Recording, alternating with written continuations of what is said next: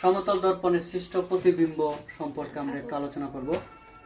সমতল দর্পণে এই হচ্ছে এম ও এম ড্যাশ একটি সমতল দর্পণ। এর সামনে এক্স ওয়াই একটি বস্তু। এক্স ওয়াই বস্তুর এক্স বিন্দু থেকে লম্ব বরাবর এক্সপি আলোক রশ্মি, এই এক্সপি আলোক রশ্মি প্রতিফলিত হয়ে পিএক্স পথে চলে যাবে।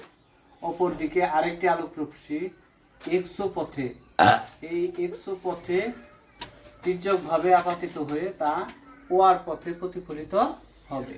এখন প্রতিফলিত রশ্মিকে যদি আমরা সামনের দিকে বর্ধিত করি, যেমন আর ও রশ্মিকে বর্ধিত করি এবং এক্সপি রশ্মিকে এক্স ড্যাশ বিন্দু পর্যন্ত বর্ধিত করি এবং এক্স ড্যাশ বিন্দুতে এই প্রধান অক্ষের উপর এক্স ড্যাশ ওয়াই ড্যাশ একটি লম্ব আঁকি, তাহলে এক্স ড্যাশ ওয়াই ড্যাশ ই হবে সমতল দর্পণে সৃষ্ট প্রতিবিম্ব। এখন এটার দূরত্ব যদি এইচ হয়, এটার উচ্চতা যদি এইচ হয়, এটার উচ্চতাও এইচ হবে। তার মানে কি সমতল দর্পণে আলো প্রতিবিম্ব এবং বস্তুর দৈর্ঘ্য সর্বদাই সমান হয়।